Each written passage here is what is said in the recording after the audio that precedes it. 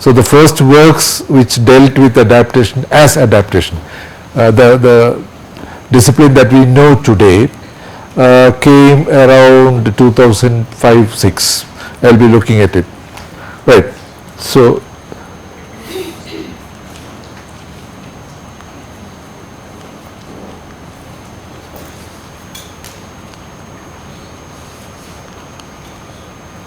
yeah, this is how you can define the process, adaptation. The rewriting or rendering of a text within the same language, genre or medium, or in another language, genre or medium, adapting it to the new thematic or structural requirements or to the characteristics of the target language, culture, genre or medium, and or the requirements of its potential audience, roughly. Okay. So I have tried to bring it as precise as possible to what it really is, right? So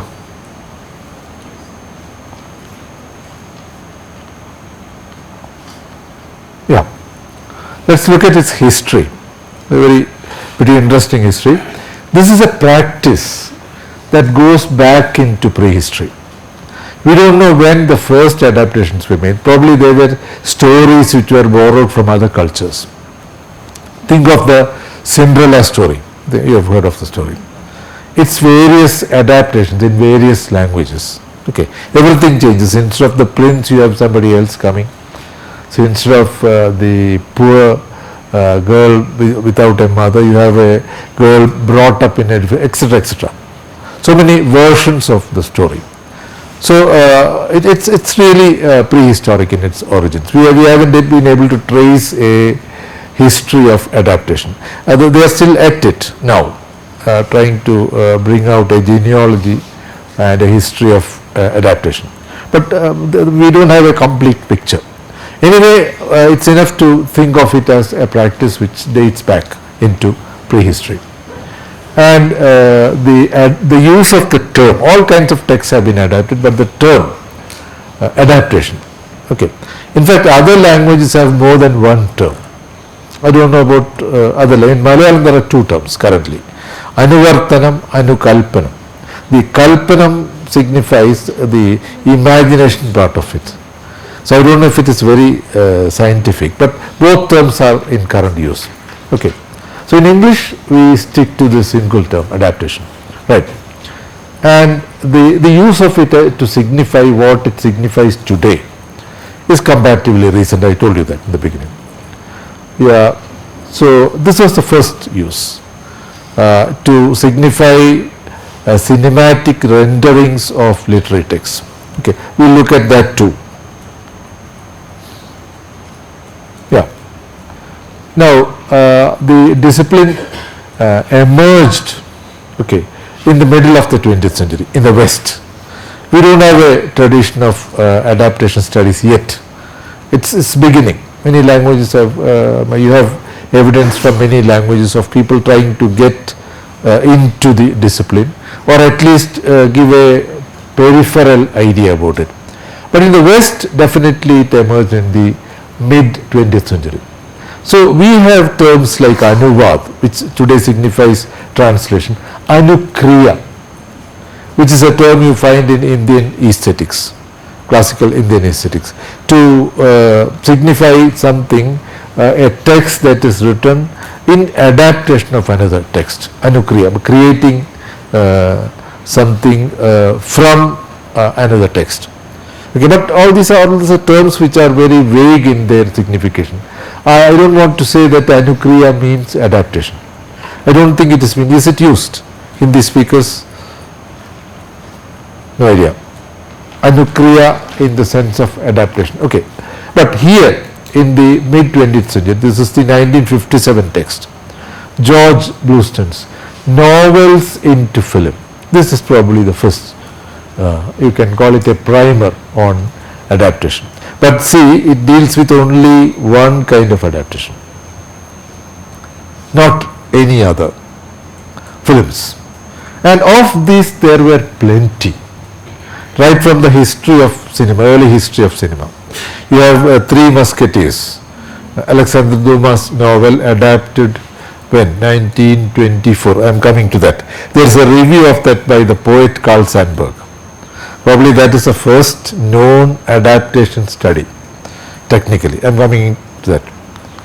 Yeah, but even though we can talk about adaptation studies as a recent phenomena, there were what can be called its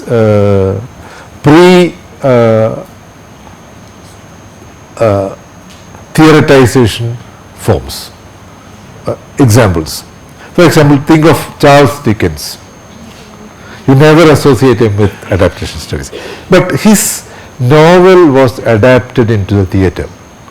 8 days running. Nicholas Nickleby. It's a large novel. It's very difficult to read. Nobody reads such large novels. But it was staged in London in 8 parts. Okay. You only have such performances in Indian classical art forms like Kathakali, for example. Okay. This is 4 days, 5 days. Even the art form called Chavuttu Nadagam, the performing art called Chavuttu Nadagam, performed in churchyards, sometimes running into 3 or 4 days. Same story, same text. So here you have Nicholas Nickleby running into 8 days. Straightened. So Dickens was not very happy about it. He found things. I have been trying to trace that.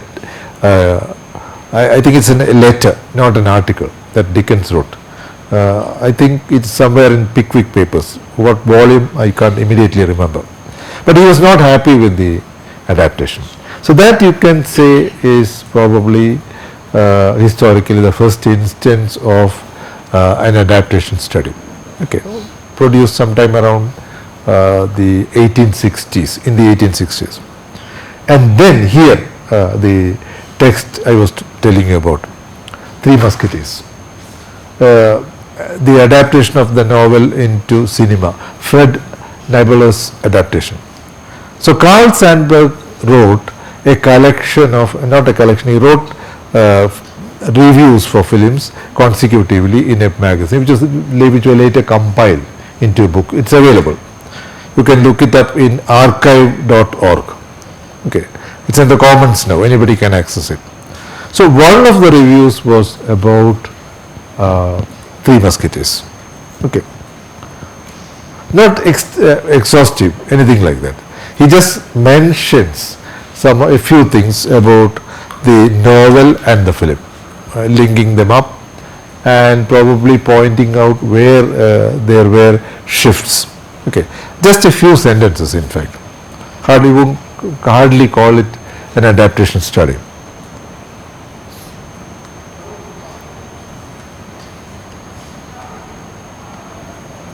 Yeah.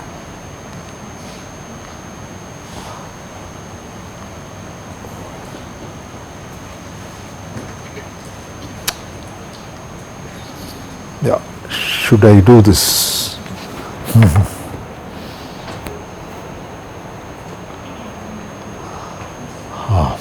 Yeah, this is the book, George Bouston's book. This is Sandburg's collection of reviews. Yeah, but there is what you can call the road to adaptation studies. I am borrowing the title from Orwell, The Road to Wagenfire, remember?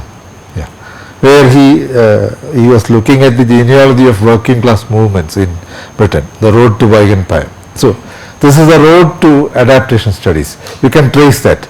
Roman Jakobsen, 1959. Probably he wrote the essay earlier, but it came out in 1959 on linguistic aspects of translation, in which he talks about 3 kinds of translation. Interlinguistic translation, what we call translation proper. Then intralinguistic translation, rewriting in the same language. Okay. Then of course intersemiotic translation, rewriting a text in the senses they list them as separate communities, which is virtually the same culture. Belgians. Walloon is a language closely allied to French, and Flemish is a language closely allied to Dutch. 2 different subfamilies of the Indo-European family. But they live in the same environment. They belong to the same culture. And now I think even religious differences don't count. Walloons were basically Catholic. The other group was Protestant. I think the differences have been leveled out now. So different languages, same culture. Same language, different culture. So this is what translation scholars went on to say. And then of course ideology and aesthetics. Aesthetics, you can also say poetics, dominating the process or guiding or influencing the process of translation.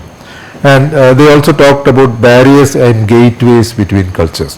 What, for example, prevented a culture from representing what they found in another culture. Okay. So Lefebvre talked about sieves, filters. Okay. You have two filters which are there, and anything that you try to bring from another culture has to pass through these filters. So some of the elements are blocked, especially what you find in a sieve when you sift tea, when you make tea. Okay, the dungs are blocked, only the liquid comes through. Okay, similarly, and various kinds of sieves which let in smaller particles but block larger particles, right? So that's what they talked about when they talked about the barriers or gateways between different cultures. So this is really the beginning. The rewriting culture school of translation studies is really the beginning, where you find theoretical speculations on adaptation. Yeah, so a few more things. History and politics continues the binary of the original translation or rewriting. So the rewriting culture school still continued this binary. You have an original text, you have a rewriting or translation. Later on we will find that adaptation studies abandons this too. There is nothing original, they would say. Okay. There is nothing original in the universe. We know that perfectly well. We know that all material, that all matter that you find in the universe are of the same kind. Okay. And what you thought is original is not original at all. You go right back to the Big Bang, scientists will tell you. So similarly in culture also, if you are looking at Othello, for example, Shakespeare's play, you will very soon find that the story is not his. It was written by an Italian writer called Cindio. And later if you dig deeper, you find that Cindio was not the original author either. The story, it seems, was taken from one of the Arabian Nights tales. So you can dig deeper and you will find more original texts. Okay. So the adaptation studies people generally abandon this notion of originality once and for all. No, nothing original. Okay. You call it the antecedent text, meaning the text that came before. Okay, and the rewriting or the adaptation, whatever you want to call it. So the earlier culture rewriting school did not abandon it altogether. They stuck to it. Okay. So as I said, they didn't use the word adaptation, they used the word rewriting. Okay. And of course, as we saw, culture rather than language was the domain of translation. Okay. So when the discipline of emergent adaptation studies emerged, we'll look at the authors in the next slide. This is what they did. They gave a theoretical basis to a very old cultural practice. I said it's a very old practice. Adapting stories from other cultures, rewriting them to suit your culture. Stories, songs. In fact, as I said, a history is still to be written. India is a good terrain for writing it, with 4 language families, major language families. Okay. And some languages traced back to 30,000 years or more. Take the people in Andaman and Nicobar Islands. Their languages are closely related to languages farther up, Vietnamese, Khmer in Cambodia, many languages in Southeast Asia. And of course the language of a tribe in Sri Lanka, Vedar. Yeah. So one of the oldest available language families in India. Yeah. So they have such tales, songs. And there are many things which come to light once you start digging. For example, can you believe that the coconuts are not native to India? Very difficult. But a food specialist called Timaya Achaya, Kannadiga by the way, he has unearthed its history. Coconuts came from a distant place called Guinea near Australia, and they came floating, he argues, in the ocean currents. They can stay fresh for 3 months. Try that with your coconuts. Nothing will happen to it for 3 months, even if you put it in water, he argues. So the genealogy of things you can find if you dig deeper. Yeah, the same is the case with various texts. Okay, songs, stories. You don't know the origin. Okay, but once you start investigating, you come upon at least things midway, not the ultimate original, in quotes, original text, but some earlier text at least. So that's what was happening. Yeah. And the problem of adaptation studies in its beginning, in Blueston's time, was that only one kind of adaptation was discussed, films. And of course, you have history, politics, ideology, aesthetics. They are the key words in discussing adaptation. Okay, and then you can add two new terms. The market. How when you come to a writer like Linda Hutchin, you will find the market discussed very extensively. For example, why do films have the same formula? Okay, for example, the love triangle, very old formula. Okay, or the villain turning over a new leaf, also a well-known formula in films. Hutchin argues that's because it's like investing in a venture. Businessmen invest in a venture only when they know that they can be assured returns. Okay, so a well-known formula is the best investment. But Hutchin also adds that there are very daring investors, entrepreneurs, who invest in new ventures, completely new themes. And then of course they think that it will become popular ultimately, or that there will be a rush by the avant-garde viewers for their films. Okay, it works in two ways. One, that they invest in trusted, proven formulas. Two, some daring entrepreneurs invest in new formulas, new paradigms. Yeah, both works, right? So this is how it happens. Okay, and finally, all kinds of cultural practices, not just literature or arts, any kind of culture, even the trolls that you find on your social media. Okay, this is what the discipline ultimately came to embrace, but not in its early forms, not in Blueston's time. We are going to look ahead. Yeah, these are some of the terms which are often used in to discuss adaptation. I have taken this from Julie Sanders' book, Adaptation and Appropriation. Okay, don't mull over it much. It's just by way of introduction. Although there are many more terms. I have taken some, how many? 15 terms, 15 to 20 terms. There are more terms which are used for adaptation. Yeah, these are the two people, the pioneers. Both works published in 2006, incidentally. A Theory of Adaptation, Adaptation and Appropriation, Julie Sanders. Julie Sanders' book is comparatively small. Both are available for free download.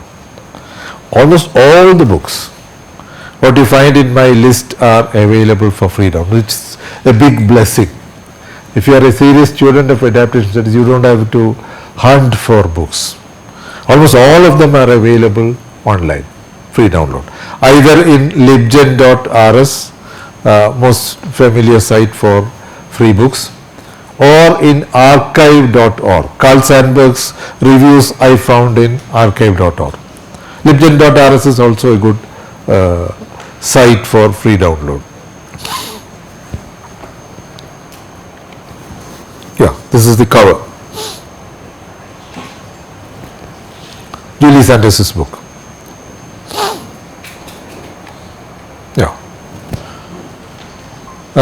These are what Hutchin said, that adaptation takes place across genres, across media, across science systems. We discussed this already in relation to Jacobson's formulation. Yeah. Let me see if you can listen to this. Yeah.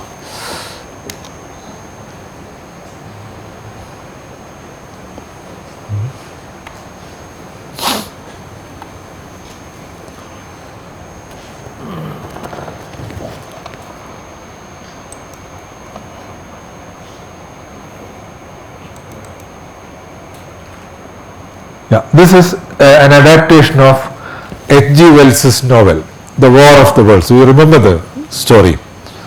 There is an invasion from Mars, extraterrestrials. Yeah, but it fails. It fails because they contract some kind of bacteria to which they are not used, so they die out. That's a story. So Orson Welles, the filmmaker, actually adapted it into a radio play. Right. It was played in New York, and it was done in such a way that it appeared to be a news report, and people started running away.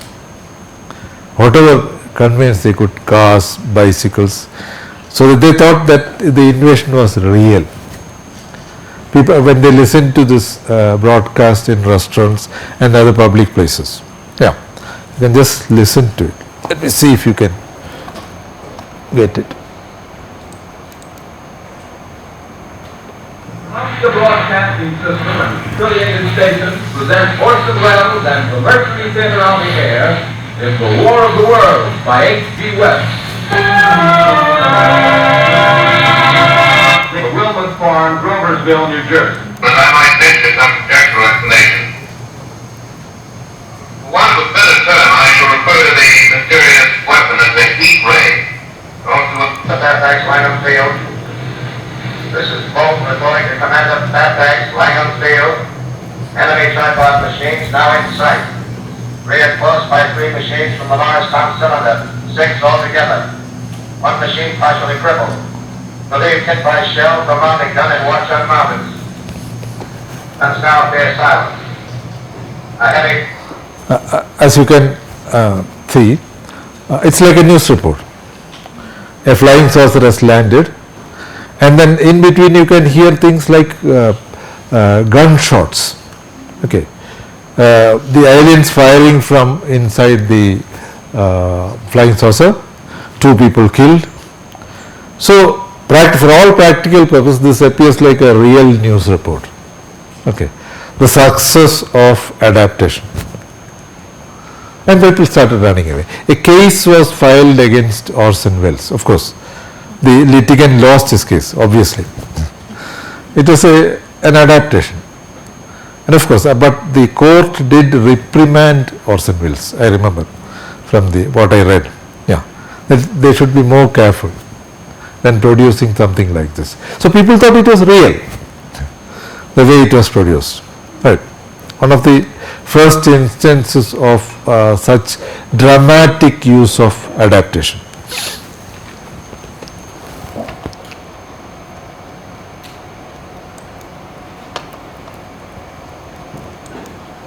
Yeah.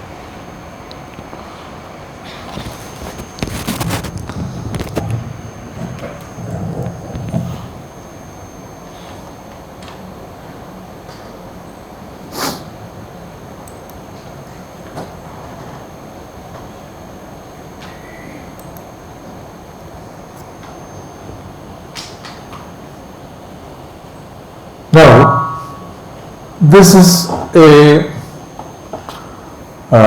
as I said, little known form of adaptation, Kathakali. Its history is very interesting.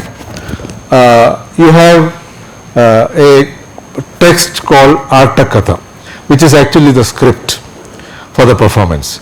You have another script, which is the performance details, such as where the actor stands on the stage, where he should stamp his foot, what kind of mudras he should make, etc. So the original or the literary text, 1, 2, the Artakatha, 3, what was called the Arta Pragaram, okay, the whole methodology involved, and finally the performance. Okay, you can just have a look. Okay, so just to remember that it is the 4th stage that you are seeing. Let me see.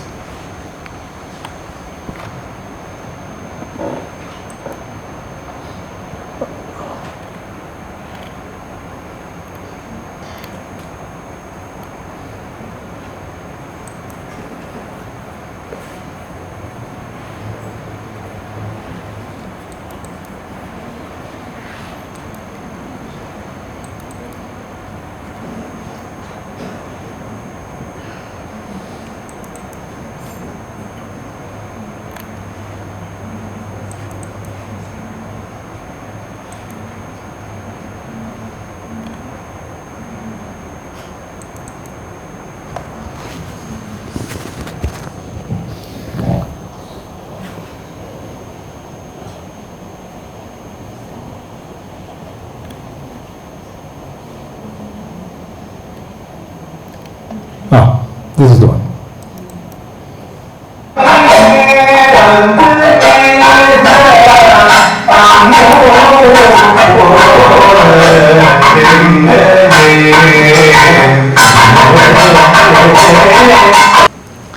You can have 3 kinds of mudras for this. Okay, you can kind of analyze the word. Shoni is earth, Indra of course Lord, which is king. Okay, and then Patni, his wife, is queen. So you can have 3 mudras combined into one. Okay, or you can have 2 mudras, one for Shonindra, king, and the other to show wife, which together means queen, or a single mudra for queen. So this variation is possible within the text. Yeah. So just to show how adaptation works.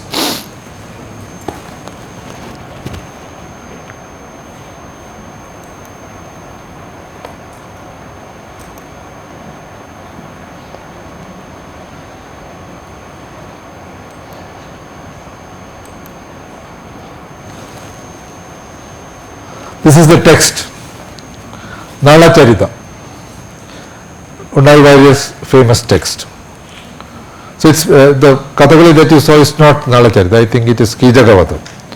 So Nala Charita is another Kathakali, and this is the text, Atakatha, okay, which the singers sing out, okay, and the actors act it out through mudras. A classical case of adaptation. Okay.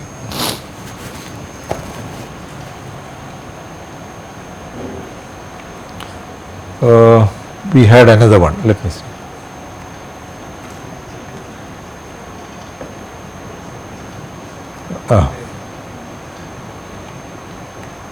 Okay. I think I mentioned the origin of the play, Othello. That the story is not Shakespeare's. None of the plots of Shakespeare's 37 plus plays were his own. Remember that. He freely borrowed plots from other writers. But this is not unique to Shakespeare. Remember, in classical Indian drama, one of the specifications was that the story ought to be well known. Even in Greek drama. Okay. You know, Sophocles' play, Oedipus Rex. The story was well known before he made it into a play. So all Kalidasa's plays are based on stories quite well known. Abhijnana Chakuntala, Raghuvamsham, Malavika Agnimitra, all Kalidasa's plays are based on well known stories. So Othello has also a post history. What became of this play? And you know the many films which were which were adapted from Othello. And other forms also. There is an art form called, a performing art called Kathaprasangam in Kerala. Much the same as the Harikatha that you have in temples. Harikatha, in many parts of India you have Harikatha. So Kathaprasangam is a secularized form of Harikatha. And Othello was turned into a wonderful Kathaprasangam lasting for about an hour and a half. Texts are available for free download online by one of the greatest exponents of the form, Sambashivan. You can just listen. Okay. So what I wanted to say was that he made a number of changes. One was that in Sambashivan's Kathaprasangam, Othello does not belong to an ancient African lineage, as he proudly says in Shakespeare's play. Instead, he is a poor slave whose ownership changes hands until he finally becomes the captain of what was it? The Venice, not Venice. Where was Othello's Rome? So he becomes the captain of the navy. That is after passing through after becoming a slave to many people. Okay, ultimately by sheer hard work. That is how Sambashivan turns him into a post-colonial subject. No claims to royalty, as you found in Othello. Right. Let's listen to the Kathaprasangam.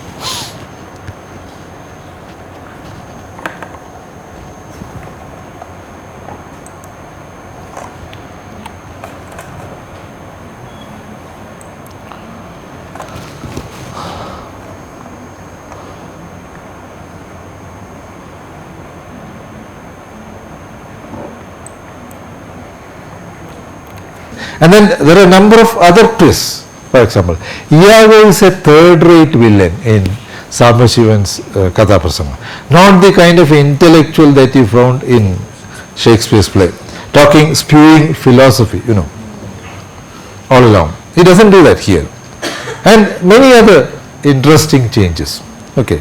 How, for example, that rumor about Desdemona is spread. Okay, not in a clever way as you find in Shakespeare's play, but in a third-rate, run-of-the-mill, popular film way. So this is how adaptation works. You take a text, you alter it for the audience, and remember that Sambashivan was a card-holding communist. Sometime he was very careful about his audience. Shakespeare wasn't. If you have read Othello carefully, there are a number of very lewd references earlier in the play, which is what Iago tells about Cassio and Desdemona. Very crude kind of statements. You won't find that in Sambashivan, because his audience were all mostly card-holding. There is what was called a certain kind of decency prescribed at that time. Okay, you can't go beyond that. So this is what happened in the Kathaprasangam. How Shakespeare was toned down. Yeah. So those who know Malayalam can access this Kathaprasangam. You will definitely know what can be called the vagaries of adaptation.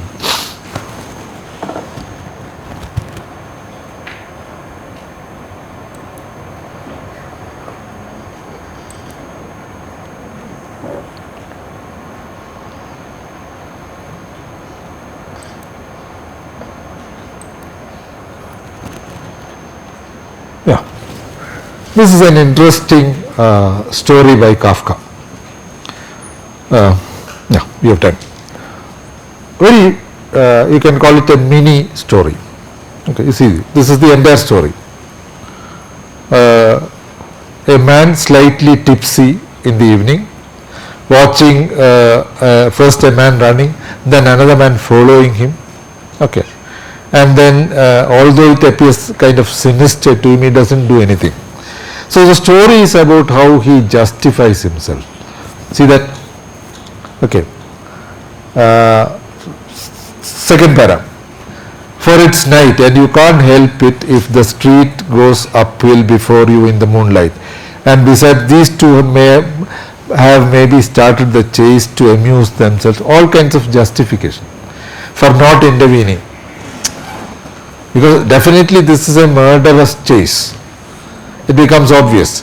The second man is definitely going to do something to the first. The man he is following. Obvious.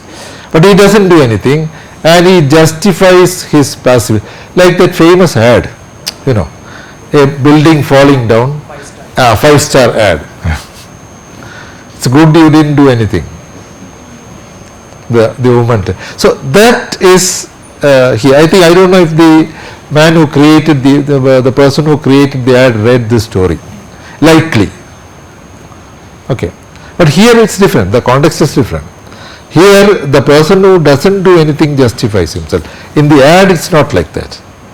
In the ad it's a woman who escapes from the debris falling on her, justifying the boy's passivity, inaction. Here the person who watches, the onlooker justifies himself. Okay, it's night, you can't go uphill, probably you have had a couple too much, okay, so you can't do anything, etc., etc. Okay. And the last sentence, and anyhow, haven't you a right to be tired? Haven't you been drinking a lot of wine? You are thankful that the second man is now long out of sight. So he doesn't want to know what happened next. Both are now out of sight. The man who is running away and the man who is following him. Right. So this is one of Kafka's most important stories. Probably as important as Metamorphosis. There are some 3 or 4 stories like this. Very gripping stories. Now my point is that this has been adapted into a video. You can have a look and you can figure out the connection. That's very important. The same title has been given, Passers By. Okay, you just pass on. You don't stop to think, you don't stop to intervene in anything, you pass on. Now this you will find in YouTube, Passers By.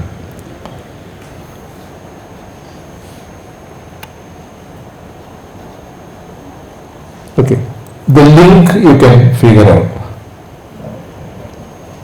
Passers by.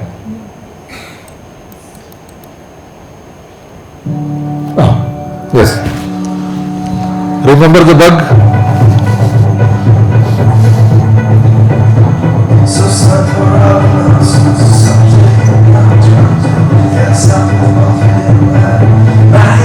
It's still moving. It's not dead yet.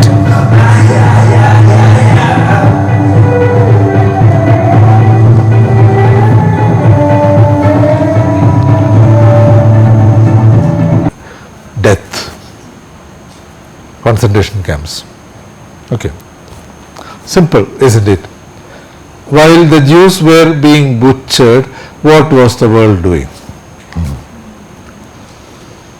Like the passer-by in Kafka's story. Okay. And everybody made compromises with Hitler, Britain, USA. USA did not join the war till 1941. It joined the war only when the Japanese bombarded Pearl Harbor. So till then America chose to remain neutral. The Soviet Union made compromises with Hitler, 1936. Everybody. Okay. He was given a free hand till 1939, by which time millions of Jews had died. That's it. Very plain.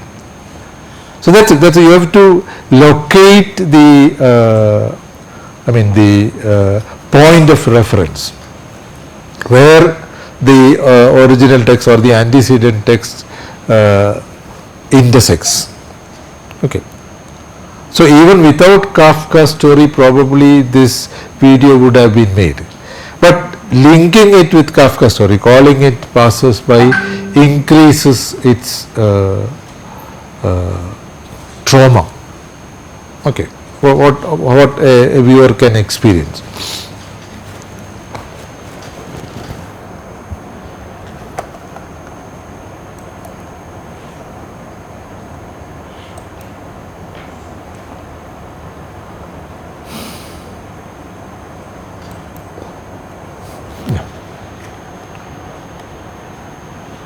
Yeah, this we saw already, that there are three kinds of text: telling text, showing text, interactive text. The third one is important. First two, texts which narrate. Okay, and although videos are also narratives, you think of them as a separate category altogether, showing text. And the third one, interactive texts, are texts in which the viewer or the reader interacts with it and creates a new text. So technically this is possible when you review a text, you know that.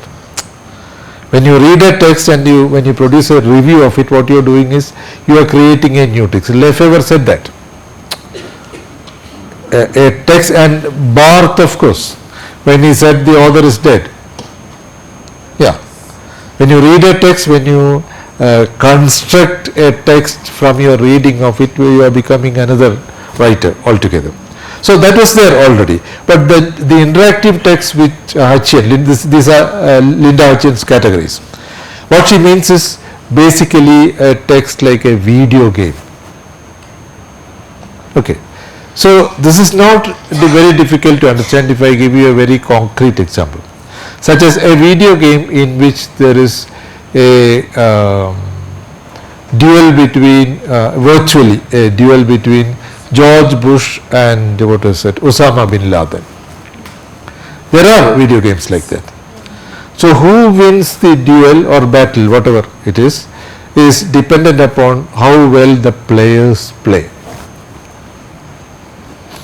Okay, so you can, in reality, Osama bin Laden would have lost out to George Bush, but on the screen, in cyberspace, you can make Osama bin Laden win.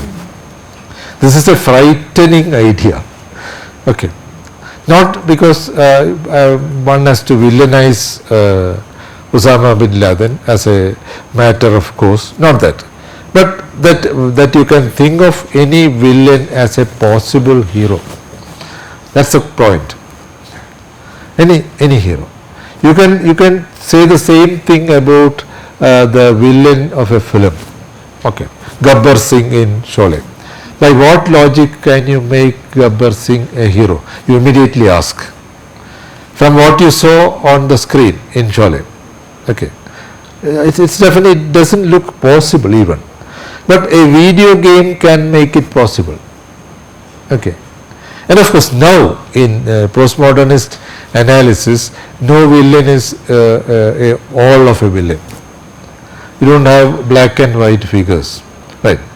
So Gabbar Singh can definitely, he might be an estranged outcast. Okay, trying to regain his individuality. Like if you dig deeper, nobody digs deeper like that in a popular film like Sholay. Gabbar Singh is a villain. Okay, but this third possibility, the interactive text, surely calls attention to such a thing.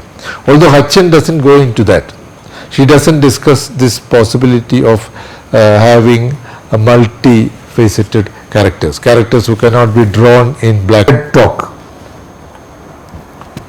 It doesn't play, or actually it ought to play normally, but I'll go to the folder.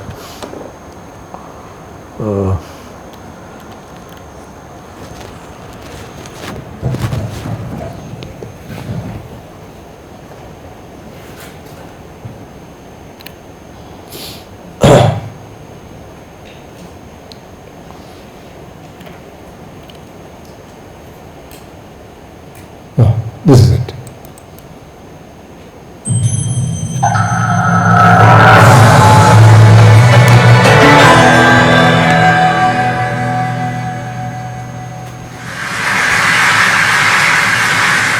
The way we tell stories has naturally changed since Aristotle defined the rules of tragedy about 2,500 years ago.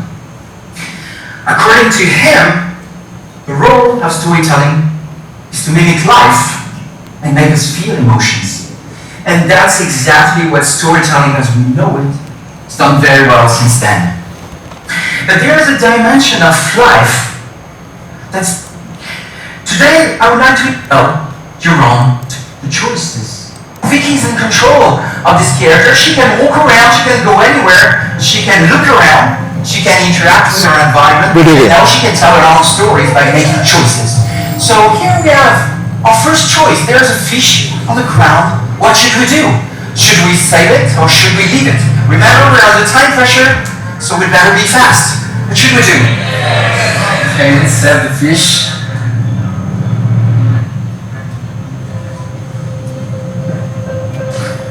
Here we go. Okay, we have an android who likes animals. Okay, let's move on. Remember, we have a hostage situation.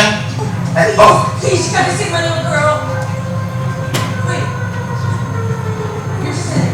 And exercise. You can't do that.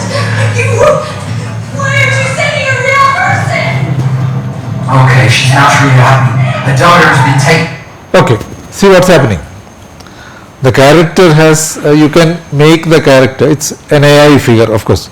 You can make the character do whatever you want. The first instance where he picks up a fish lying on the ground. He can simply eat it, I mean cook it, and then or he can also put it back into the aquarium. So stories can be altered this way in adaptation. So think of any well-known text. Think of Othello, for example. What would have happened if Othello had realized that Iago had been taking him for a ride? What would have happened? So instead of Desdemona, Iago would have been killed. Yeah. So that's one serious problem with Shakespeare. Okay. Although he says that there is a divinity above which kind of shapes our destinies, this golden rule is broken. So that innocent people are killed, punished. Take King Lear, for example. Yeah, Lear is not so innocent, but at least part of the way he is innocent, or he suffers. Okay, Duncan is killed in Macbeth. So an adaptation like this points to the very non-existence of such a divinity, a frightening prospect for Shakespeare. Unlike Marlowe, he was a devout believer to spy upon well-known people. They reported it to the Queen, and the next day Marlowe was killed in the street, making it look like what we today call an encounter, police encounter. Marlowe was killed by these two spies. So Marlowe was an atheist. Shakespeare was not. So an adaptation which overturns Shakespeare's tales, or even Hamlet. What justification does Hamlet have for killing so many people? Yeah. So it seems that within Shakespeare's plots, within his texts, what he consciously cultivated, the kind of theism that he consciously cultivated, seems to be overturned. Whether it is Hamlet, or Macbeth, or Othello, or King Lear. That's the point. So an adaptation probably can bring them these contradictions out. You can change the plot of Hamlet. For example, how dare he get two of his friends killed, Rosencrantz and Guildenstern. You know what happened to them? He sent a note with them to the king, asking King of England, asking him to kill these two, his close friends. The only problem they had was that they were a little too nosy. That's all. too inquisitive. Otherwise they are very innocent, they were very innocent young men, but Hamlet got them killed. So what justification is there? Okay. What justification is there in considering Hamlet a righteous, okay, well-meaning prince? No justification at all. No logic, no reason at all. So an adaptation like this, which alters the plot, which twists the plot, can actually bring those contradictions to light. That's the point. And that happened in Sambashivan's Kathaprasangam. How Othello's character was changed, Othello's genealogy was changed. Yeah.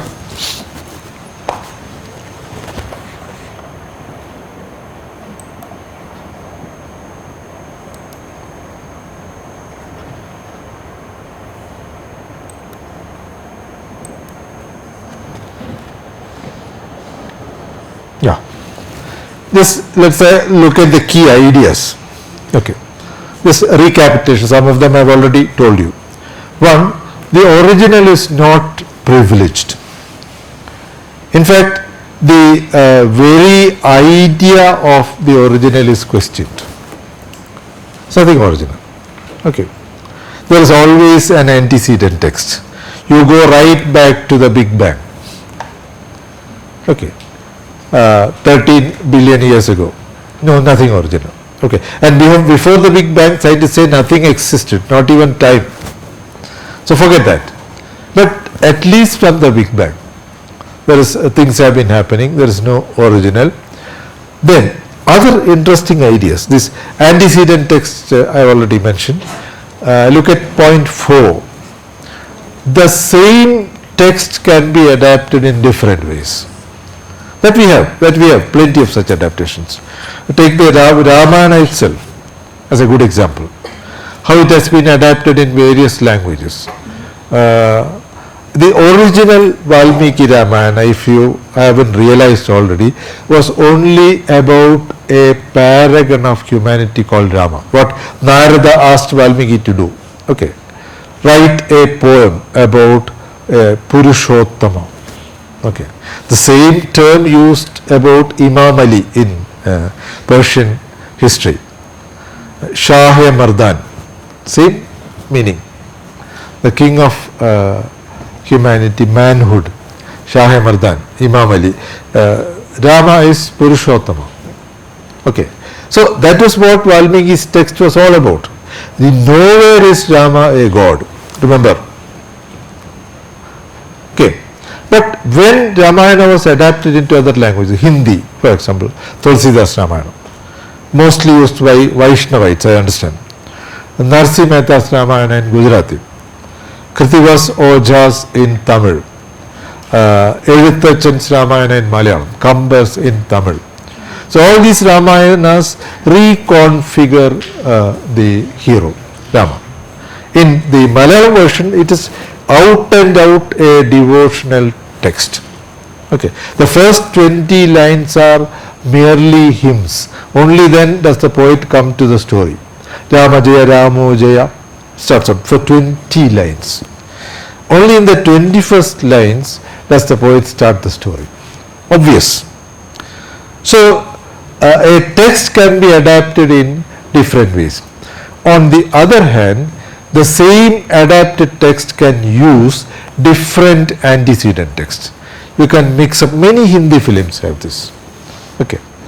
One part of the film will remind you of an earlier text, a classical text. Another part of the film will remind you of another text. There are some good examples. I don't exactly remember any, but look at any popular Hindi film that you have.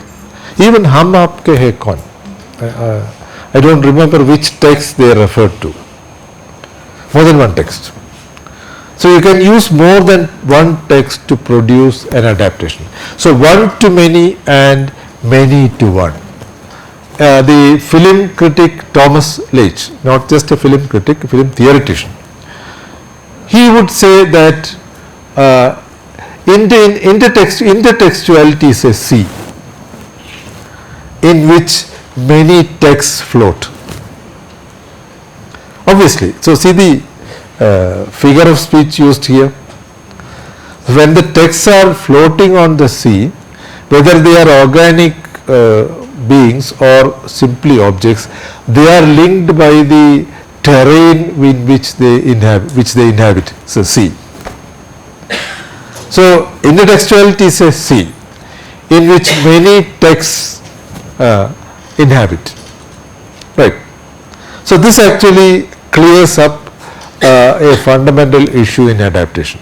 Okay, that adaptation is something that is happening all around you, and the ways in which one text, okay, which are again, some texts are clearly established adaptations. You can distinguish, recognize the antecedent text. Other texts are not so obviously distinguished. You have to look at it very closely to find where, take Ketan Mehta's film, Maya Mem Sahab. Some of you would have seen that. Okay, Maya Mem Sahab is very clearly an adaptation of Madame Bovary. Okay, but look at the way he altered the original, it boils down to. Yeah, so I said, several intertexts, working and reworking. So what do you look forward to now? You look forward to something called the disappearance of copyright. This is a serious issue.